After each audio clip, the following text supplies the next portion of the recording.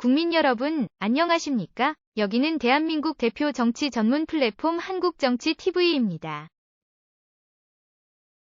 국민의힘은 이재명 더불어민주당 대표가 대장동 위례신도시 특혜 의혹과 관련해서 오는 1월 28일 토요일에 검찰에 출석해서 조사를 받기로 한 것에 대해 황제조사라고 지적했습니다. 이와 관련해서 검찰은 이재명 대표에게 1월 27일 금요일 또는 1월 30일 월요일에 출석을 요구했습니다. 그러나 이재명 대표는 주중에는 일해야 한다 면서 주말인 1월 28일에 출석하겠다는 의사를 밝혔습니다. 이에 대해 김미애 국민의힘 원내대변인은 1월 26일 논평을 발표했습니다. 이 논평에서 김미애 대변인은 이재명 대표는 일반 국민은 꿈도 못 꾸는 휴일인 1월 28일 검찰 조사에 응하겠다고 한다고 말했습니다. 그리고 거대 야당 대표의 지위를 유감없이 남용한 황제 조사를 받겠다는 태도라고 지적했습니다. 한편 이재명 대표가 전날 민주당 최고위원회 회의에서 고유가에 따른 정유사들의 영업이익에 횡재세를 도입하자고 한 것에 대해서는 자신의 범죄 리스크에 대한 국민 시선 분산용 물타기일 뿐이라고 했습니다. 김미애 대변인은 이재명 대표는 대장동 횡재부터 토해내는 결자해지에 나서야 한다고 지적했습니다. 이어서 대장동은 단군 이래 최대 부동산 개발 횡재다. 이재명 대표는 성실하게 검찰 조사에 응하고 대장동 횡재 문제를 먼저 해결하고 나서 횡재세를 말해도 늦지 않다고 했습니다.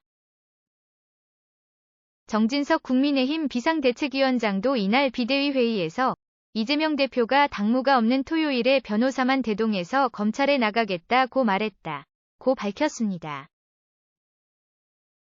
이에 대해 정진석 위원장은 제1야당 대표의 지위를 남용해서 검찰 소환 날짜와 수사 방식을 마음대로 바꿨다고 비판했습니다.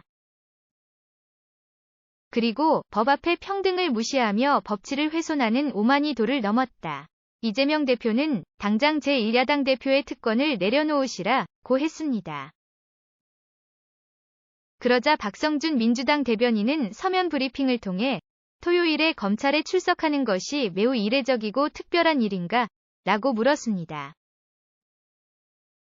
그리고 제1야당 대표로서 국회의원으로서 직분을 충실하게 수행하며 검찰 조사에 응하겠다는 것은 황제가 아니라 공복의 자세다 라고 주장했습니다. 또한 박성준 대변인은 어떠한 물증도 없이 전원만으로 제1야당의 대표를 소환하는 검찰은 증거가 차고 넘치는 대통령 가족들에 대해서는 소환조차 하지 않고 있다. 이게 바로 황제 조사의 전형이라고 했습니다.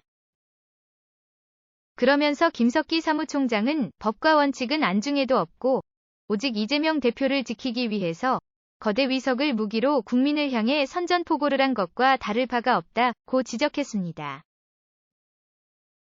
지금까지 대한민국 대표 정치 전문 플랫폼 한국정치TV였습니다.